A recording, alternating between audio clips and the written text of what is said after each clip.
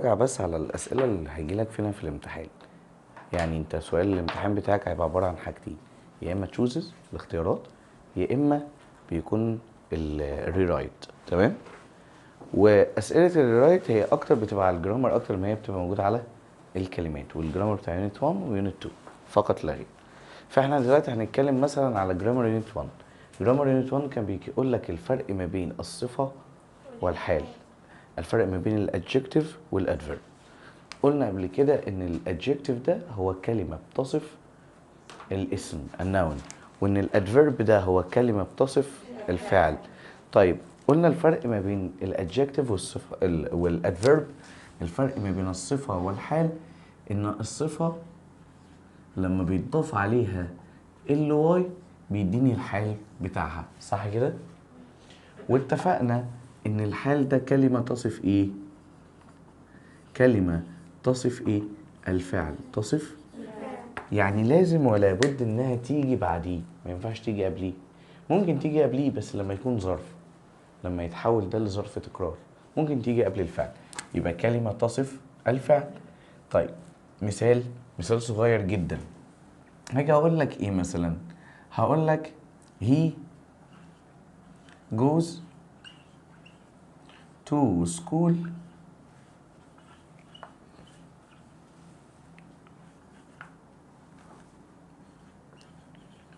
regularly.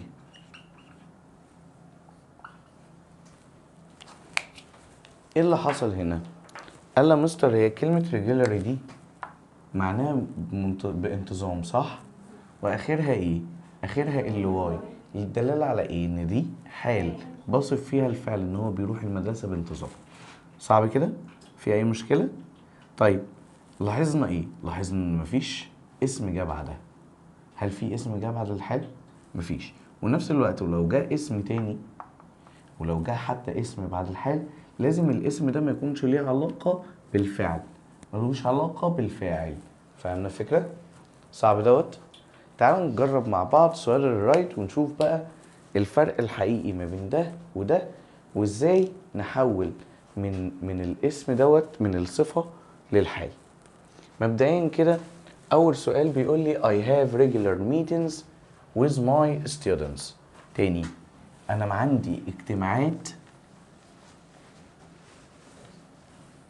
منتظمة، تمام، مع طلابي.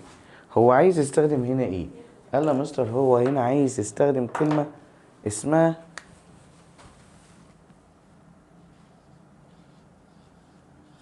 regularly. طيب regularly دي معناها ايه؟ قال لي دي معناها بانتظام، نوعها ايه؟ حال. طيب بص هنا يا فندم، I have regular meetings with my students. طيب انا عندي الصفة اهي، صح؟ الصفة دي بتصف ايه؟ قال لي بتصف الاسم. خلاص؟ انا عايز الحال اللي هيتحط يصف الفعل ده، فعل هاف. اعمل ايه؟ بسيطة خالص، شيل الصفة. شيل ايه؟ صفة. خلاص؟ واكتب كده I، الفعل هنا ميتنج، صح؟ في هنا في الحاجة هنا اجتماع، صح؟ طب هو انا بجتمع باصدقائي يعني بلتقي بيهم، صح كده؟ طب ما انا ممكن دي تبقى هي الصفة بتاعتي او هي الفعل بتاعي، هي الفيرب بتاعي. ازاي؟ مش انا عندي فعل اسمه ميت بمعنى يقابل؟ يبقى يلا بينا I meet my students. ايه بقى؟ regularly.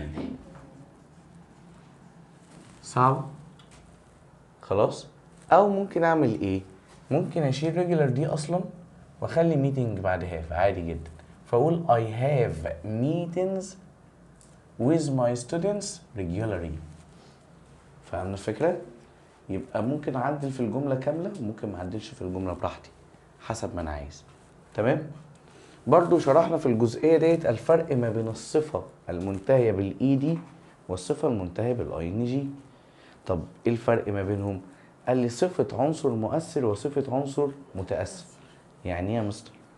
قال لي دايما الصفات اللي اخرها ايدي هي الصفات بتاعت العنصر المتأثر والصفات المنتهية بالاي ان جي هي صفات العنصر ايه؟ المؤثر. طب ازاي؟ تعال اقول لك. دلوقتي عندي كلمة boring بمعنى ممل وبورد بمعنى ممل. طب ايه الفرق ما بين الاتنين؟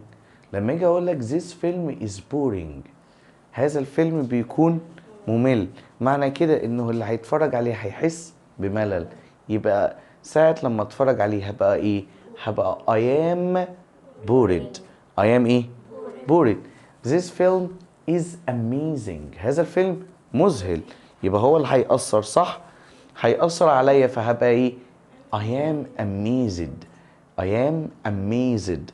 amazed هنا معناه أذهلت. صعب كده؟ صعب الكلام ده؟ طب تعال نطبق عليه في الكلمة دي أو مع السؤال دوت. أنا عندي هنا the film was disappointing. طبعا هو عايز إيه؟ هو عايز يستخدم كلمة disappointed، صح؟ طب ما يلا بينا. يلا بينا تعال نشوف. قال يا مستر عشان نخلي ديت disappointed لازم يبقى الشخص اللي هديله الصفة دي هو الشخص المتأثر بالصفة دي. تاني، لازم الشخص اللي هديله الصفة ديت هو الشخص المتأثر بالصفة دي. ازاي يعني؟ مش هو الفيلم ده كان disappointing؟ يعني ايه disappointing؟ محبط، صح؟ يبقى هو هيحبط مين؟ المتفرجين اللي هو احنا، صح؟ يلا بينا حط ضمير وي. طب وي ايه؟ ده ماضي، صح؟ يبقى وي وير. طب مكان disappointing هتبقى ايه؟ disappointed. صعبة؟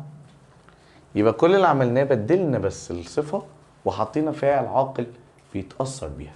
صعب ده؟ طيب تعالى جزئية تانية. إيمان dances well، عايز يستخدم كلمة good. تمام؟ عايز يستخدم كلمة ايه؟ good. هو كاتب لك هنا إيمان dances well، عايز يستخدم كلمة good. طيب أنا عايز دلوقتي للكلمة دي أحطها، ولكن الفرق ما بين كلمة well وكلمة good إن well دي adverb و good دي adjective، والadjective لازم يصف إيه؟ صفة. طب أنا بقول لك إن إيمان بترقص بشكل جيد أو بطريقة جيدة، رقاصة يعني. تمام؟ أنت دي قلتها مستر إيه؟ رقاصة يعني أرقص. رقاصة إيه؟ أرقص. يبقى إيمان دي اللي دانسز ويل هتبقى راقصة جيدة. هي مش بترقص كويس، يبقى رقاصة بما يرضي الله. صح؟ صح كده؟ يبقى تاني إيمان دانسز ويل، يبقى إيمان بترقص كويس، رقاصة كويسة. صعب ده؟ تعال نشوفه. قال لي طيب راقصة يعني إيه؟ قال لي مستر حط للفعل إي آر فيبقى دانسر. يلا بينا. يبقى هنقوله إيمان، وبما إن الجملة في المضارع يبقى إيمان إز. يلا لا جود دانسر. أيوه كده. فهمنا فكرة؟ فهمنا فكرة؟ طيب السؤال الرابع.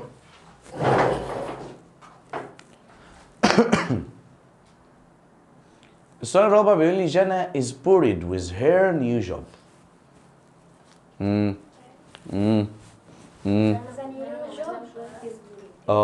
جانا is bored with her new job يعني جانا بتكون مملة، يعني بتحس بملل من وظيفتها. طيب هو عايز ايه؟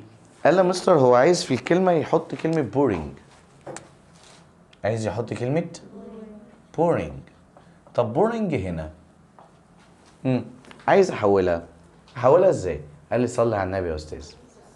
زيد النبي صلى يا استاذ. الفرق ما بين بورد وبورينج ايه؟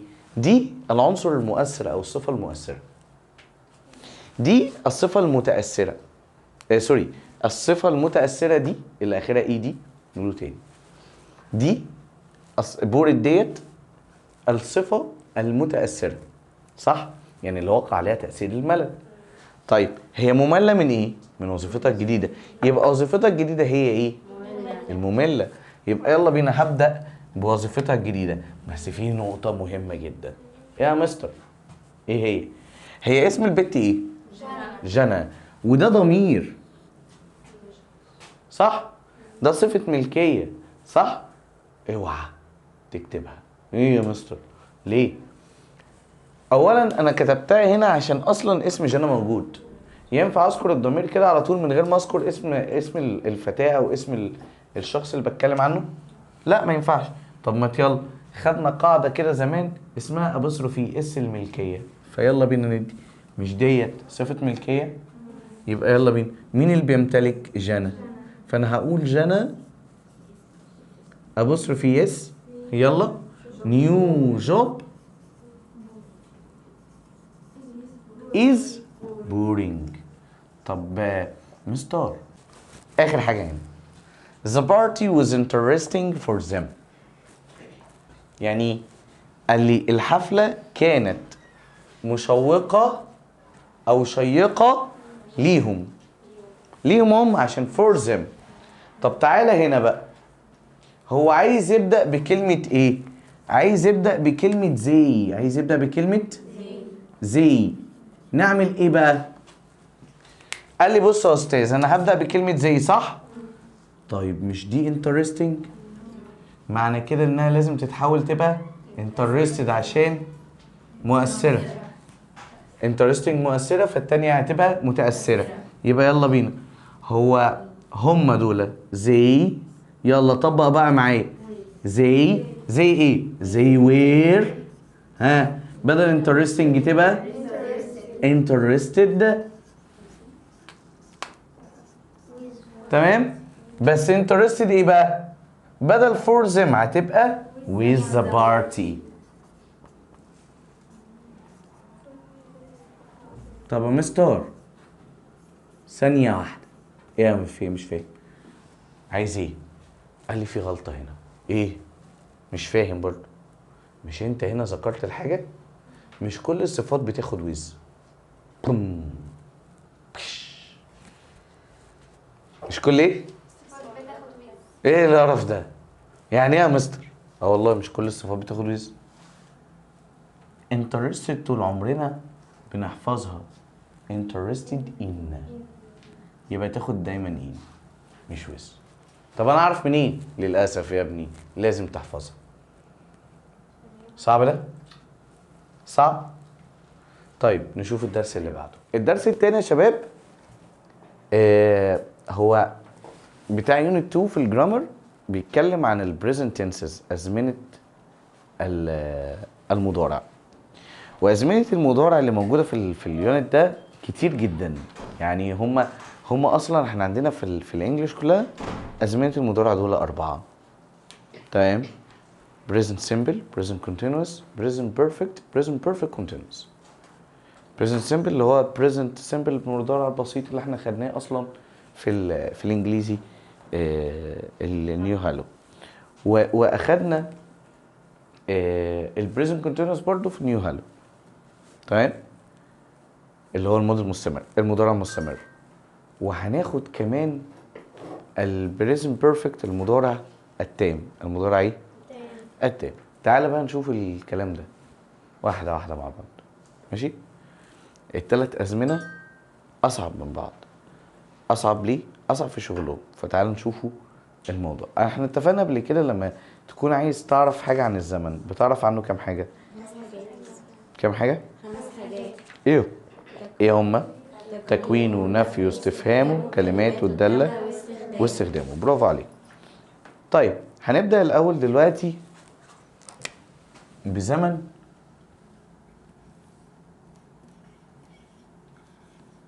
the present simple.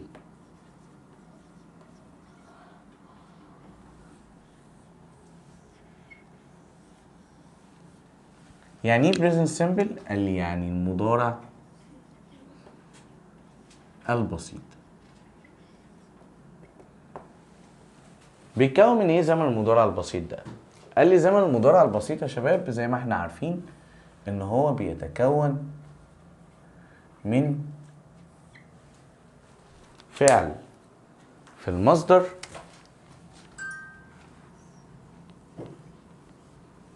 او فعل في المصدر منتهي باس او اي اس او اي اي اس.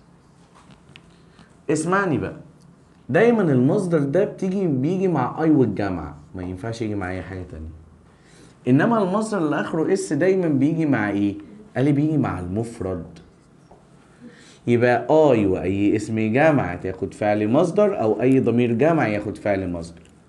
انما المفرد بشكل عام بياخد مصدر اخره ايه؟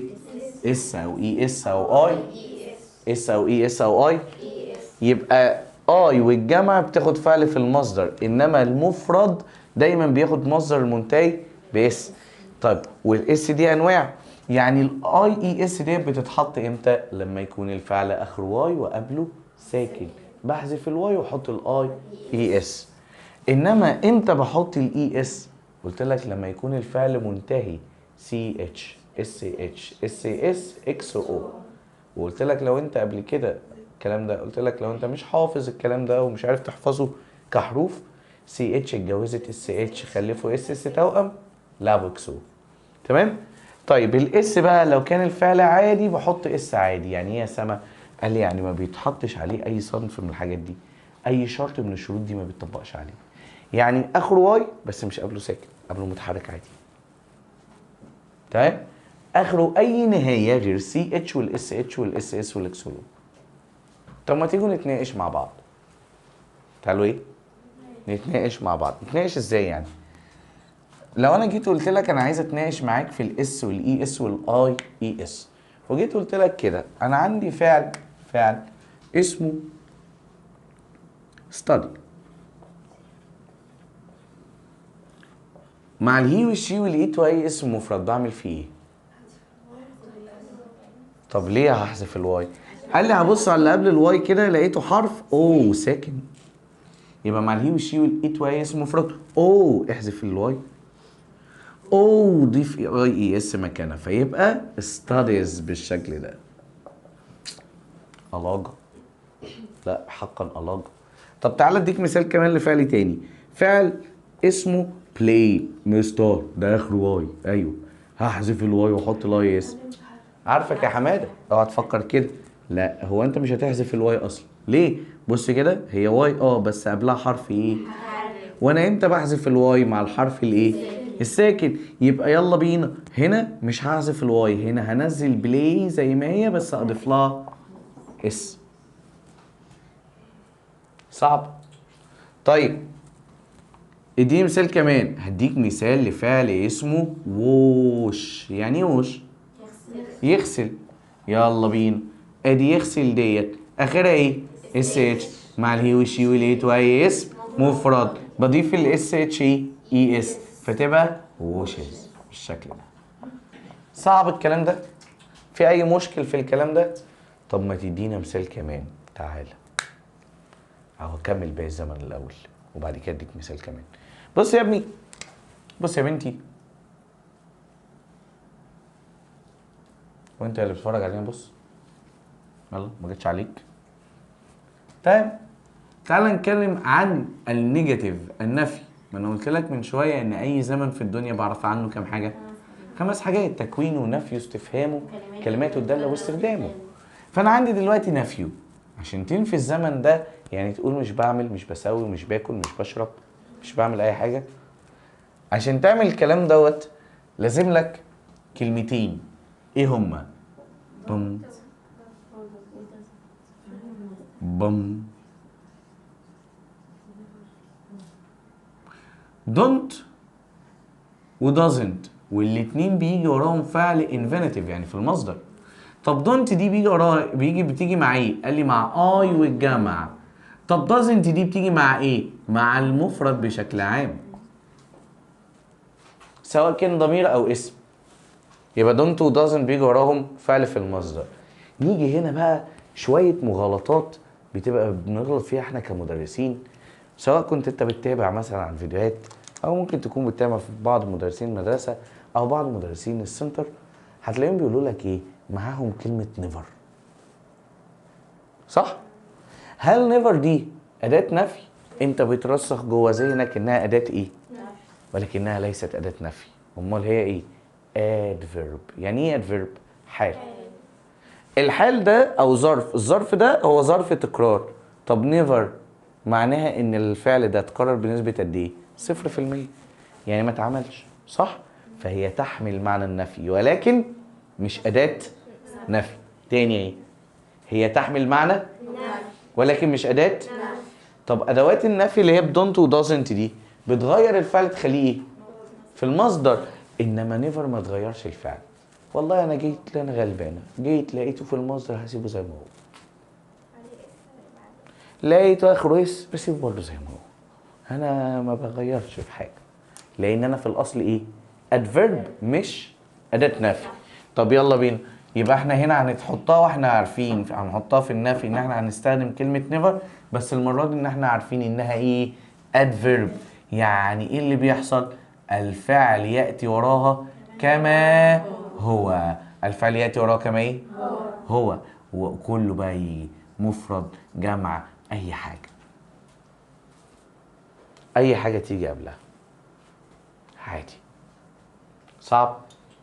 طيب اي زمن في الدنيا بعرف عنه؟ تكوين ونفي واستفهام وكلماته الداله واستخدامه. طب ما تيجي بالمره نشوفه بعد ما اخدنا تكوينه واخدنا نفيه، تعال نشوفه استفهامه. لما اقول لك استفهام يبقى انا بتكلم عن السؤال. لما اجي اقول لك كده استفهام يبقى انا بتكلم عن ايه؟ السؤال.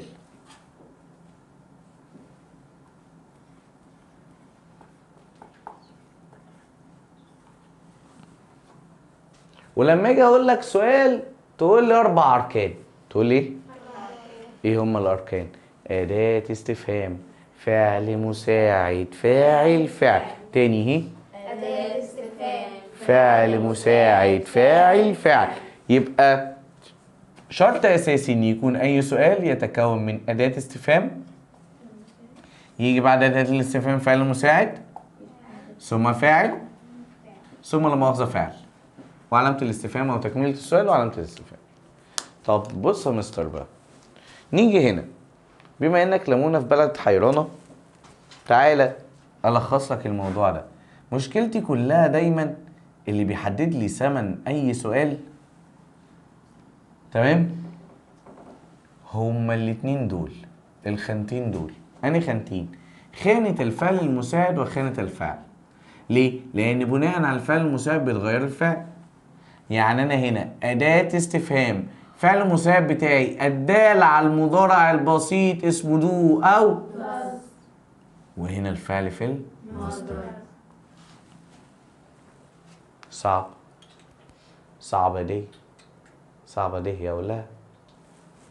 يبقى أداة دو داز فاعل مصدر. طب لو السؤال بهل الغي الأداة. بدأ كده بإيه؟ وبعده فاعل ثم الفعل في صعبة. صعبة بجد؟ طيب تعال نشوف كلمات الدالة على الزمن. أي زمن في الدنيا بعرف عنه كام حاجة؟ إيه هما؟ تكوينه، نفيه، استفهامه، كلماته الدالة واستخدامه. طب يلا بينا، تعالى وريني كده مستر الكلمات الدالة وجمال الكلمات الدالة. تعالى يا شيف يا شربين. بص يا بيه، الكي ووردز الكلمات الدالة على هذا الزمن. فاكرين لما كنت بتكلم من شوية على نيفر بقول لك دي ظرف من ظروف التكرار الفعل؟ أو كل الكلام ده كله بيعبر عن تكرار الفعل. إيه ده؟ كل الكلمات الدالة بتعبر عن تكرار الفعل. ازاي يا مستر؟ هقول لك انا. اولا عشان اقول لك اشمعنى الكلمات الدالة بتعبر عن تكرار الفعل لازم اقول لك ان الزمن ده بيستخدم فيه. طيب الزمن ده طول عمرك وانت بتاخده بيتقال لك او انا بقول لك وكلنا بنقول لك ان هو بيعبر عن حاجتين، habits و facts. صح؟ habits وايه؟ وفاكتس. طيب تعالوا نفكر فيها كده. مثلا عادة مريم انها تصحى كل يوم الساعة 6 الصبح عشان تروح المدرسة، صح؟ ما عدا يوم الجمعة. طيب سؤالي بقى هنا، الفعل ده دائم ولا مش دائم؟ دائم. بيتكرر ولا مش بيتكرر؟ بيتكرر. يبقى يوم ما اتكلم عنه هتكلم عن عادة بتتكرر، يعني حقيقة خاصة بمريم. هل يشترط ان كلنا يبقى عندنا نفس العادة؟ لا، بس دي حقيقة خاصة بيه؟ بمريم. طب خد دي، هات يا مستر. لما اجي اقول لك الشمس تشرق من الشرق وتغرب من الغرب، يا مستر دي كلمة عادية، ده كل يوم، صح؟ انت عمرك في مرة صحيت من النوم لقيت هي شرقة من الغرب وغربة من الشرق؟ استحالة. هي كل يوم. ولا هي النهارده في غزالة تقول لك لا بص انا هشرق نص شرقة؟ ينفع؟ ينفع؟ لا، هي كل يوم ليها ميعاد ثابت بتشرق فيه وميعاد ثابت بتغرب فيه، واسمها تشرق عشان بتشرق من الشرق وغرب. طب الميه بتغلي عند 100 درجه مئويه، سمعت قبل كده عن ميه جت قالت لك يوه انت عرفتني يا راجل انت انا 95 وهغلي؟ ينفع؟ ما ينفعش. دايما عشان اكسر الرابطه الهيدروجينيه، وده مصر العلوم قال لك الكلام ده، دايما عشان اكسر الرابطه الهيدروجينيه لازم يبقى فيه درجه حراره عاليه، ودرجه الحراره لازم تصل ل 100 درجه مئويه عشان تبدا الميه تغلي. طب دي حقيقه علميه بتتكرر ولا ما بتتكررش؟ بتتكرر. وطالما بتتكرر يبقى انا لازم اعبر عنها عن حاجه زمن، الزمن ده بيكون بيعبر عن التكرار. طب الزمن التكرار ده بيعبر عنه بايه؟ المضارع البسيط. يبقى البريزنت سيمبل من الاخر كده نقدر نقوله هو زمن الريبيتد اكشنز. يعني ايه ريبيتد اكشنز؟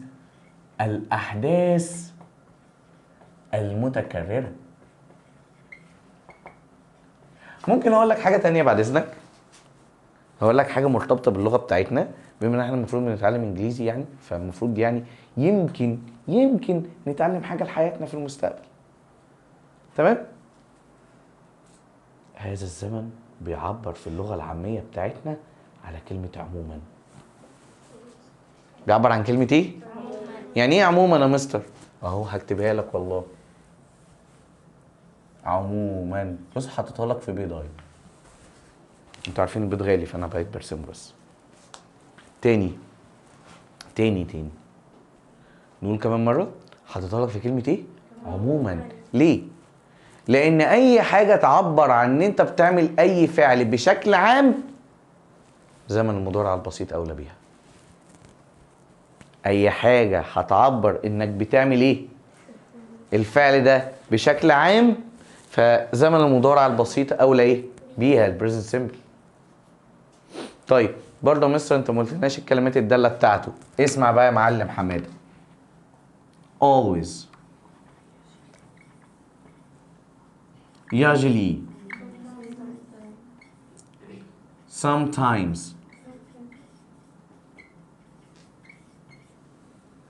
often،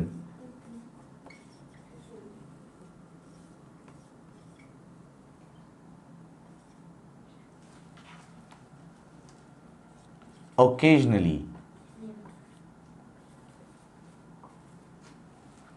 وفي أخيرا وليس آخرا never. طبعا في كلمات تانية، في seldom وفريكوينسي، وفي بتاع ده hardly وسيلدم برضو قلتها.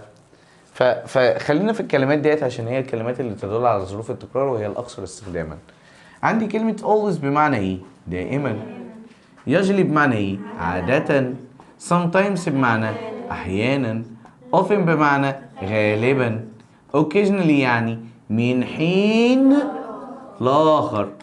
طب never معناها أبدا. وطبعا معانا الكلمة التي دايما بتكون معانا دايما واللي احنا عارفينها هي كلمة every زائد أي مدة، زائد دي أي إيه؟ مدة اللي هي بمعنى كل. صعب؟ صعب ده؟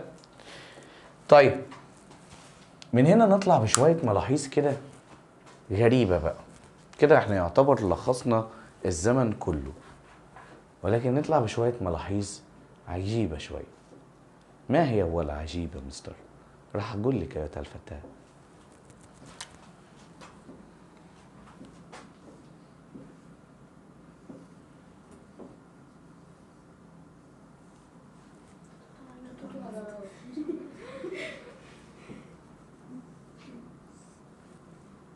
هذا الفعل هنسميه توتو عضلات.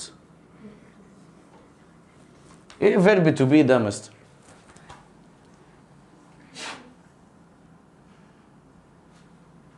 لابس كوتشي اخر ولا ايه فيرب تو بي ده مستر؟ قال لي ده فعل يخرج بره الدايره دي كلها. او المصحف. اولا لانه فعل مساعد. ثانيا فعل اساسي في نفس ذات الوقت. اي فعل من الافعال المساعده له وظيفه اساسيه، له معنى لوحده. تمام؟ والمعنى لوحده ده لما يتحط عشان يساعد في تكوين زمن او تكوين نفي بيتلغى. تمام؟ ففعل توتو عضلات ده قال لك بص يا معلم، انا ما حدش ينفيني، انا انفي نفسي بنفسي، ما بعتمدش على حد. انت زمن كلب، انت عندك فعل اي حاجه فعل تاني بتروح تلجأ لدونت ودازنت. لكن انا الصنب الوحداني المعتمد على نفسي الشقيان من عمري، هو عشان اسمه توت عضلات اللي يجي على جنبي بص. فانا انفيني واسال عني ومحدش يعبرني غيري طول ما انا في زمن المضارع ايه البسيط. يبقى الفيرب تو بي طول ما هو في زمن المضارع البسيط بينفي نفسه، بيسأل عن نفسه ومحدش بينفيه ومحدش بيسأل عليه. انا بأدي وظيفتي بنفسي ومش محتاج اي حد يأديها غيري. ازاي يعني؟ مش فاهم. قال اولا تعالى كده شوفني في التكوين. في التكوين بكون ام او از او ار. طيب طب في النفي not. ايه not؟ يعني ايه amn't اللي هي am not، isn't اللي هي is not، aren't اللي هي are not. طب في السؤال باشا انا اصلا فعل مساعد يا باشا. ايه؟ انا اصلا فعل مساعد يا باشا. يعني ايه فعل مساعد؟ مش فاهمك. قال لي يعني انا بالاخص كده هتيجي اداه الاستفهام الاول اهي، انا اتحط مكان دو داز وما اجيبش فعل بعدي عشان انا اناني بحب اقعد لوحدي.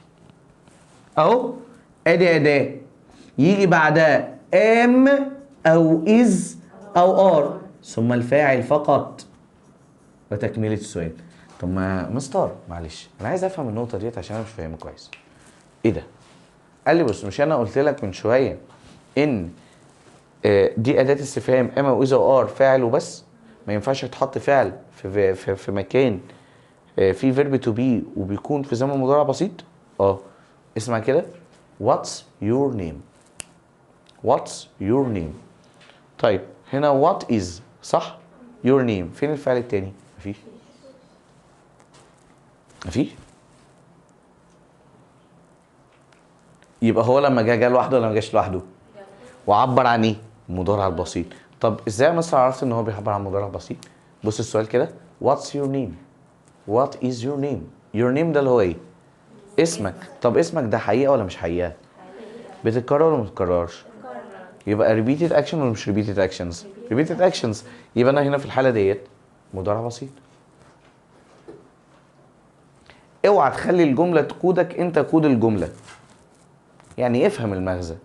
في فرق لما اجي بقول لك انا باكل وانا باكل سمك. ايه ده يا مستر؟ مش فاهم. يعني بص كده انا باكل سمك عموما I eat fish.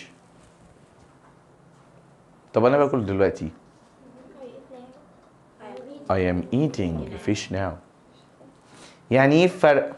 قال لي في فرق لما تعبر عن حدث بيحصل دلوقتي وعن حقيقة تخصك. لازم تميز كده عشان من هنا تبدأ تكون جمل، عشان من هنا تبدأ تشتغل صح. اتفقنا؟ طيب كده كل حاجة عن الزمن موجودة ما عدا آخر جزئية أنا عايز أقولها هنا، وهي جزئية في الكلمات الدالة. الكلمات الدالة يا شباب بتيجي قبل أي فعل وبعد am أو is أو are. انقل السبورة كلها.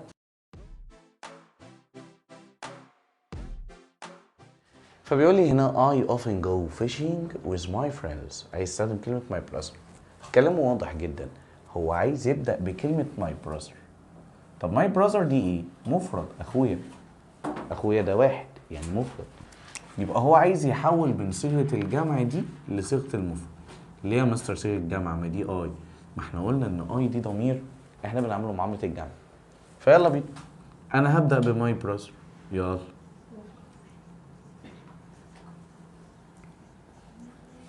اوفن ما فيهاش مشكله لانها من ضمن الكلمات الداله فتنسى زي ما هي.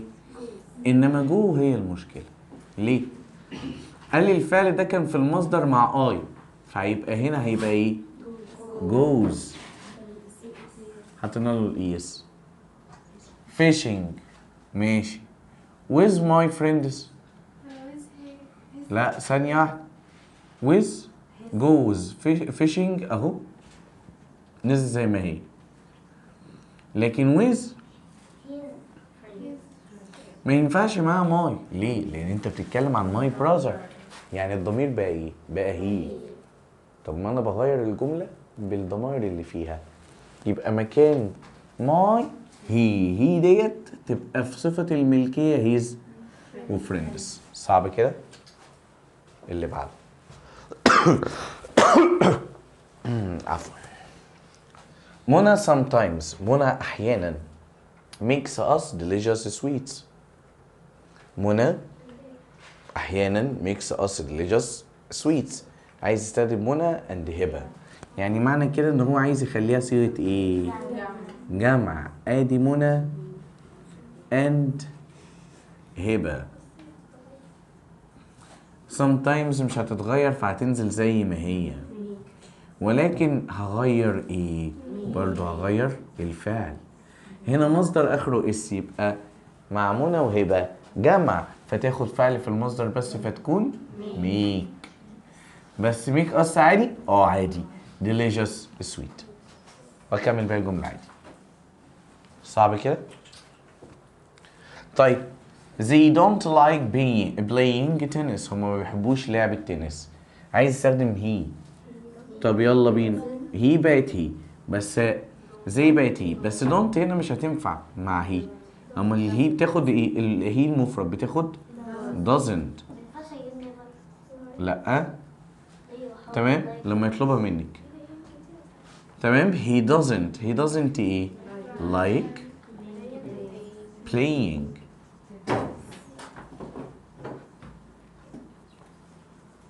تنس. اللي بعده. she doesn't like to treat animals unkindly. يبقى عايز مكان she I. طب ما I ما ينفعش تتنفى ب doesn't، بتتنفى بايه؟ ب don't. طب هتبقى don't ايه؟ don't like. واكمل باقي الجمله. a sheep معناها خروف واحد. gives us بيدينا meat لحمه، milk لبن and wool وصوف. خروف واحد هيدينا كل ده؟ خروف ايه ده عجل. طيب هو عايز يبدأ بكلمة شيب بس، ده معناه ايه؟ قال له مستر معناه ان هو عايز يكون جمع. ما شيب مفرد، هي شيب جمع. ايه ده بجد؟ والله صدق معلومة جديدة معرفهاش يا مستر. انت التخلف بقى اعمل لكم ايه؟ فهقول هنا ان شيب الخرفان كلهم give us meat milk and wool. صعب ده. نشوفه أسئلة تانية. عزيزي الطالب عندنا آخر 5 هم في الحتة ديت، فبيقول لي a dog feeds on meat، يعني الكلاب بتتغذى على اللحمة. عايز استخدم أو الكلب بيتغذى على اللحمة. عايز استخدم كلمة دوج. لاحظ هنا ان كلمة دوج لوحدها دي مفرد، انما دوجز جمع، فانا هبدأ بدوجز. طب دوجز الجمع دي تغير في الفعل، تخلي الفعل ماله في المصدر فيبقى اسمه فيد. واكمل on meat. صعبة. اللي بعده I always get up early. عايز استخدم he، مكان الاي بحط he، وبنزل always عادي. بس always دي بتغير في الفعل. ليه؟ لان احنا بنعملها معاملة الجمع، لكن الفعل عشان كده الفعل في المصدر. لكن هي تخلي الفعل ماله؟ تخليه اخره اس، فبنضيف له اس بس. get up early. gets up early. صح؟ It's Mona's habit to drive to work. عايز استخدم كلمة usually. هنا ده اللعب. تمام؟ اللي جاي ده ايه؟ اللعب. يلا نلعب بقى. It's Mona's habit. دي عادة منى إنها تسوق للعمل. يعني بتركب العربية وتسوقها بتاعتها للشغل. عايز استخدم كلمة usually. طيب اوكي. مش دي عادة؟ والعادة بتتكرر. دي عادة مين؟ منى. يبقى الفاعل بتاعي منى. وشيل يا معلم بقى ده وده وده وده. الفعل عندي فعل ايه؟ درايف. يبقى اجيب الكلمة اللي قبل. منى يجلي او usually drives to work. صعب صعب. طيب تعالى، ما فهمتش ديت بس الفهم الجاي. He goes to school from time to time. هشيل from time to time لأنها معناها من وقت للتاني، وهي معنى كلمة occasionally أصلا. وقولي معايا يا معلم. he هنا الفعل. الكلمات الدالة على زمن المضارع البسيط بتيجي قبل أي فعل، فيبقى he occasionally goes to school. وشلت time to time لأنها بتساوي نفس إيه؟ المعنى. طيب he likes to sleep after lunch. عايز استخدم كلمة doesn't. يلا بينا. يبقى he doesn't like. طب عملنا like ليه؟ عشان doesn't بيجي وراها فعل في المصدر to sleep after lunch. كده احنا خلصنا كل حاجة عن المضارع البسيط. هذاكر كويس وذاكروا دول ونشوفوا الدرس اللي بأي زمن في الدنيا بعرف عنه كام حاجة؟ 5 حاجات. ايه هما؟ تكوين ونفي استفهام وكلمات الدالة واستخدامه. تاني، تكوين ونفي استفهام وكلمات الدالة واستخدامه. طيب زمن زي زمن المضارع المستمر. اتفقنا ان زمن المضارع المستمر ده بيعبر عن ايه؟ قال يا مستر بيستخدم للتعبير عن الحاجة اللي اسمها current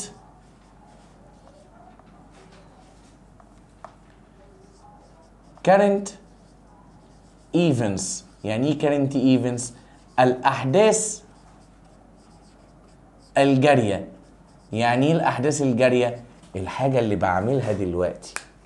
الحاجة اللي بعملها ايه؟ دلوقتي. ده الاستخدام. يبقى أنا يوم ما هعمل جملة بتعبر عن حاجة أنا بعملها دلوقتي هستخدم فيها زمن ايه؟ المضارع البسيط ولا المضارع المستمر؟ المضارع المستمر. ده استخدامه. طب بيتكون من ايه الزمن ده؟ قال يا مستر زمن المضارع المستمر يتكون من 3 حاجات، حاجتين. زمن ايه؟ المضارع المستمر بيتكون من ايه؟ قال لي بيتكون من 3 حاجات، حاجتين. ايه هم ال3 حاجات؟ am وis وار. طب ايه هم الحاجتين؟ الفعل منتهي بالاي ان جي. يبقى اقول كمان مرة. زمن المضارع المستمر يتكون من 3 حاجات، حاجتين. am is are والverb plus ing. طب تعالى كده ركز معايا في الجزئيه بتاعت am is are والverb plus ing دي. لما اجي اقول لك زمن مضارع مستمر بيتكون من ال3 حاجات، حاجتين دول اللي هم am او is او are والفعل اخره ing. هتيجي تقول لي يا مستر انا عندي مشكله. ايه هو؟ امتى بحط am، امتى بحط is، امتى بحط are؟ دي مشكله فعلا. تعال نحلها سوا. تعالى نحلها سوا. عندي am دايما هتيجي مع I. am بتيجي مع I يبقى I am. اسمها ايه؟ I am. طب و is؟ قال مستر دي هتيجي مع المفرد. يعني ايه مفرد؟ he هو، she هي، eat هو او هي الغير العاقل او اي اسم مفرد او اي اسم ايه. طيب are بتيجي مع الجمع، يعني ايه؟ سواء كان الجمع ده ضمير او اسم، boys ولاد، girls بنات، تمام، cats قطط، كل دي اسماء جمع صح كده. انما انما ضمائر زي ايه؟ we they كل دي ضمائر ايه؟ جمع. you تعتبر من ضمائر الجمع. يبقى انا هنا بتعامل على انها تاخد ايه؟ are. صعب ده؟ طب ما انت كده عرفت ازاي تكون جمله. كده احنا عرفنا ازاي نكون جمله بتعبر عن حدث بيحصل دلوقتي. يعني مثلا رينات بتعمل ايه دلوقتي يا ولاد؟ ماسكه الخياره وشغاله، تمام. طب سؤال انا عايز اعبر عن الجمله ديت، عايز اعبر عن ايه؟ الجمله دي ان ريناد لسه بتاكل دلوقتي حالا. اعبر عنها ازاي؟ جيب الفاعل. مين اللي عمل الفعل؟ مين اللي عمل الفعل؟ ريناد.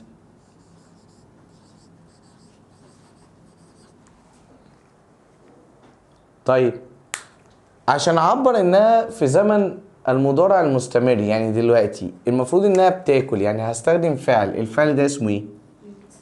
eat بمعنى ياكل. حلو، يلا نستخدمه. ريناد تاخد ام ولا از ولا ار؟ اسم مفرد ياخد از. اسم مفرد ياخد از، اي از. طب الفعل اللي عندك اسمه ايه؟ eat، احط له اي ان جي، بقت eating، اهي بتبلع بعصير. خلاص. طب بتاكل ايه؟ قال يا مستر بتاكل مثلا الفطار بتاعها. طيب يلا بينا. ادي هير بريك فاست. صعب.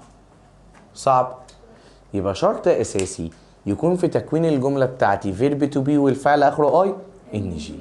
صعب ده كان كده زمن المضارع البسيط المستمر في تكوينه. اي زمن في الدنيا بعرف عنه كام حاجه؟ 5 حاجات. ايه هما؟ تكوينه، نفيه، استفهامه، كلماته الداله، واستخدامه. طب ما يلا بينا. خدنا الاستخدام وعرفنا ان هو بيعبر عن اي حدث بيحصل دلوقتي. تعال نشوفه. وخدنا تكوينه. تعال نشوفه دلوقتي بقى ايه؟ نفيه. لما اقصد بكلمه نفيه النيجاتيف بتاعته بتكلم عن حاجه تانية خالص. ايه يا مستر؟ احنا بنتكلم عن امتى اقول انا مش بعمل كده. مش اوقات لما ماما تيجي بتقول لك مثلا سايب المذاكره وبتلعب في الموبايل وانت لسه ماسكه؟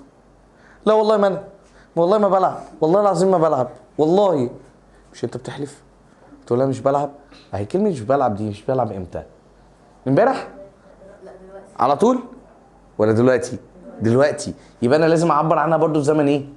المضارع المستمر present continuous. طب اعبر عنها ازاي؟ بص هقول لك جمله تريحك او معلومه تريحك. انا عندي كام فعل في التكوين؟ عندي فعلين. الفعل الاولاني هو verb to be اللي احنا بنقول عليه am او is او are في المضارع، والفعل الثاني هو اللي احنا بنضيف له الاي ان جي. ده احنا بنسميه الهيلبنج فيرب الفعل المساعد او الاكسلري فيرب الفعل المساعد، وده احنا بنسميه المين فيرب الفعل الاساسي. ايه الكلام اللي انت بتقوله ده يا مستر؟ مش عارف اي حاجه. تعال افهمك. يعني ايه فعل اساسي؟ هو الفعل اللي قايم عليه الجمله. تاني، الفعل الاساسي هو الفعل اللي قايم عليه، هو الحدث اللي بيتعمل. انما الافعال المساعده ما بقاش ليها ترجمه. يعني تعال نترجم كده. ريناد ينفع اقول ريناد تكون تاكل هير بريكفاست فطارها؟ ينفع؟ يبقى انا هنا ايه؟ الجمله في ترجمتها هتكون ريناد بتاكل الفطار بتاعها. معنى كده ان ايز ديت ليس لها ايه؟ ترجمه. صح؟ لانها بس بتساعد في تكوين الزمن. بتساعد في تكوين ايه؟ الزمن. طيب بما انها بتساعد في تكوين الزمن وبما انها بتعبر عن ايز ديت ليس لها معنى، اسف، فطالما بتساعد في تكوين الزمن يبقى هتخش في كل حاجه تخصه، تكوينه ونفيه واستفهامه. تاني، تكوينه ايه؟ طالما بتساعد تحب تساعد في كله. انا بحب اساعد في كله. طيب تعال عايز انفي، عايز تنفي ام از ار، نفيها ايه؟ بنوت. نفيها بايه؟ بنوت. يلا بينا تعال نشوف النفي.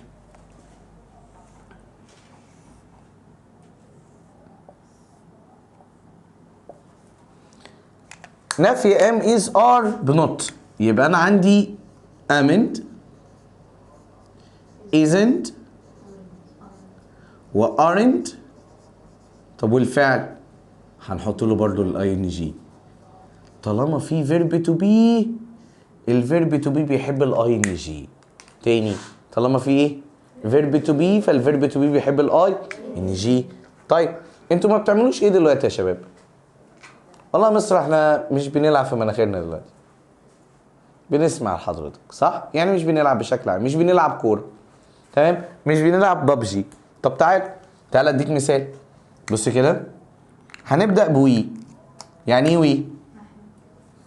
برافو، وي يعني نحن. طيب نحن دي بتاخد ام ولا از ولا ار؟ طب انا عايز اقول لا، يبقى aren't، يبقى وي aren't. وي aren't. طب aren't ايه؟ انا قلت لك انا مش بنلعب، يبقى aren't play، صح؟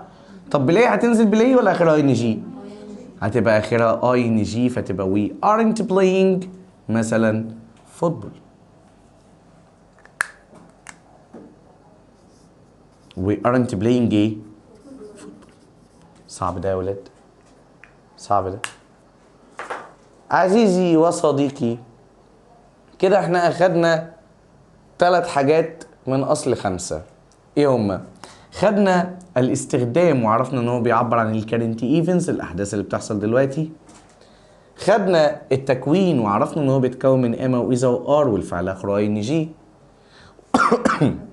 واخدنا النفي وعرفنا ان هو بيتكون من امنت او ازنت او ارنت والفعل اخره اي ان جي. صعب الكلام ده؟ صعب. السؤال، عارفه لما يجي كده تبقى انت واخد بعضك كده وداخل الاوضه وقاعد مع حالك وفي نفسك وقلت تقعد تذاكر، تمام؟ فجاه وانت مشغل كده الكتاب او فاتح الكتاب تجيلك رساله على الفيس ماسنجر، تفتح الماسنجر وتقعد بقى تشوف الشات وتحب في الشات وتتكلم في الشات، وانتي تقفلي باب الاوضه بتاعتك، تمام؟ وتشغلي مهرجان وتهيسي، وبمنتهى الرعب اللي في الدنيا، منتهى ايه؟ تلاقي الباب اتفتح عليك فجأة وهي كلمة واحدة اللي بتتقال، بتعمل ايه؟ لوحدك، صح؟ صح؟ هو اصلا بتعمل ايه؟ انت بتعمل ايه دلوقتي ولا بتعمل ايه؟ تخيل كده المشهد، حضرتك بترمي الموبايل فوق من الفجعة وانت بتتكهربي من الرعشة، تمام؟ وبابا والله ما بعمل حاجة، والله ما بعمل حاجة، انا عملت حاجة بس مش بعمل حاجة. ايه ده؟ هو اللي انت بتقوله ده مستر ده سؤال عن ايه؟ عن حاجة بتتعمل امتى؟ دلوقتي. طيب لما اسمع كلمة تكوين سؤال هتقول لي 4 أركان. لما اسمع كلمة ايه؟ تكوين سؤال هتقول لي ايه؟ ايه هما؟ أداة، فعل مساعد، فاعل، فعل. ها؟ أداة فعل مساعد فاعل فعل. تاني، أداة، فعل مساعد، فاعل، فعل. أداة فعل مساعد فاعل فعل. حلو. طيب يعني معنى كده مستر ان السؤال بتاعي بيتكون من 4 اركان، والاربع اركان دول يا مستر هما اداة استفهام هنسميها question word، بعدها فعل مساعد، ثم السبجكت بتاعي اللي هو الفاعل، ثم الفعل. صح كده؟ صح كده؟ طيب هنعمل ايه بقى؟ قال لي بص يا بيه، لازم السؤال يبقى فيه حاجة تدل على ان الزمن مضارع مستمر. طيب الحاجة دي اللي هي زي ايه؟ قال لي الفعل المساعد والفعل. طب الفعل المساعد بتاعي هيكون عبارة عن am او is او are. طب الناحية التانية الفعل لازم يكون برضو منتهي بالاي ان جي. يبقى زمن المضارع المستمر بيتكون من 3 حاجات، حاجتين: am is are فعل آخره ing، نفيه بنوت amn't isn't aren't والفعل آخره ing. السؤال عليه أداة استفهام، فعل مساعد فاعل فعل. طيب أداة استفهام am is are فاعل verb plus ing، صعب ده؟ تعال ناخده مثال على السؤال. أنا عايز أقول لك شفتك في الشارع كده وأنت ماشي ورايح تزوغ من المدرسة، تمام؟ وأنا أبوك، فجأة لقيتني طالع من وسط الضلمة، مزيكا حزينة، وتبدأ حضرتك تبلع ريقك كده وتقول لي بابا، أقول لك where are you going؟ راح فين؟ نفس الصوت العميق ده، تحس ان هو باتمان كده في نفسه، فتلاقيه يقول لك ايه؟ where are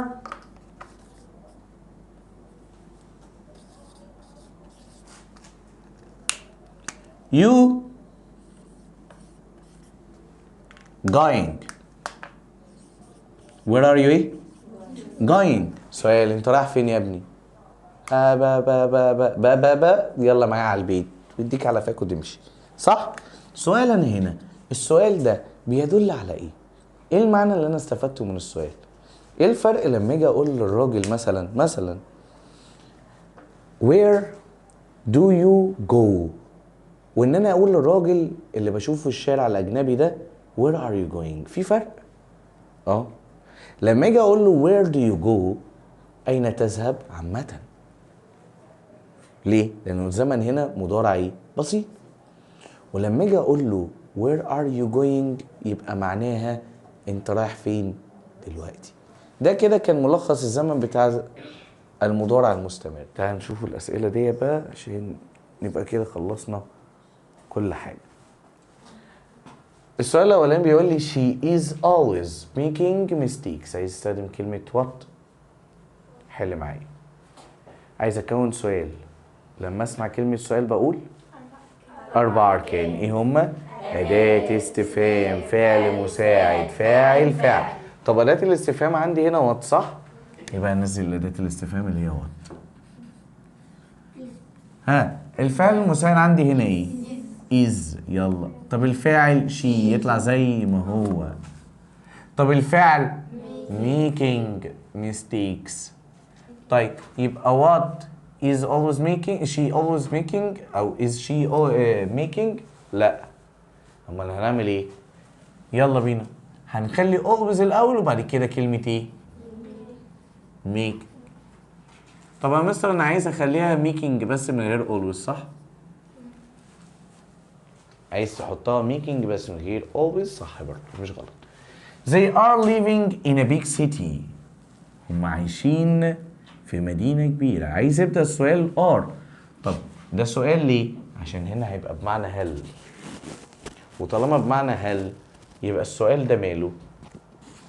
قال لي طالما هيبقى بمعنى هل يبقى ده سؤال بادئ بالفعل المساعد. بادئ بالفعل ايه؟ المساعد. طب هيبدأ بايه؟ are. طالما هيبدأ بار اهي، فين الفعل عندي هنا؟ زي، يطلع زي ما هو، زي are زي. واحط بعدها كلمة leaving عشان هنا برضو في السؤال بيبقى فيه الفعل منتهي بالاي ing وإينا بيك سيتي وعلامة الاستفهام. I am watching TV at home. عايز استخدم كلمة not، يعني عايز ينفي، يبقى خليها هنا am not اللي هي amn't watching TV و at home. طيب في كلمة where، هو عايز يعمل سؤال we are moving to Cairo now. عايز استخدم كلمة where. طب where دي معناها ايه يا ولاد؟ where معناها أين. يلا، أين بتسأل عن المكان، يبقى أنا هشيل to Cairo، صح كده؟ طب الفعل المساعد عندي فعلين، الأول مساعد والتاني أساسي، يبقى are where are we تبقى you، صح؟ مش بكون سؤال الإجابة بتاعته هتبقى we هتبقى you ويو إيه بقى؟ you moving. where are you moving؟ وفاضل لي كلمة now.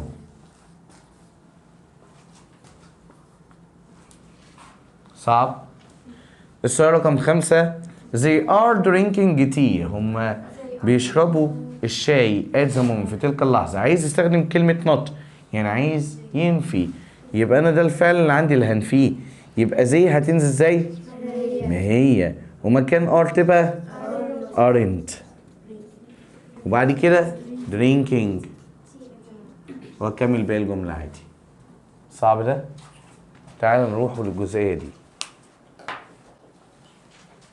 I always do shopping every week. أنا دايما بعمل التسوق كل أسبوع. كل اللي فات ده كان سهل جدا، ولكن أنا هنا بحول من زمن المضارع البسيط البريزنت سيمبل اللي لسه واخدينه لزمن البريزنت كونتينوس. طب عرفت منين يا مستر من إن هو بيحول؟ قال لي من كلمة at the moment. I always do shopping every week. يلا بينا يلا بينا. ادي I تاخد ايه؟ am. بعد كده always.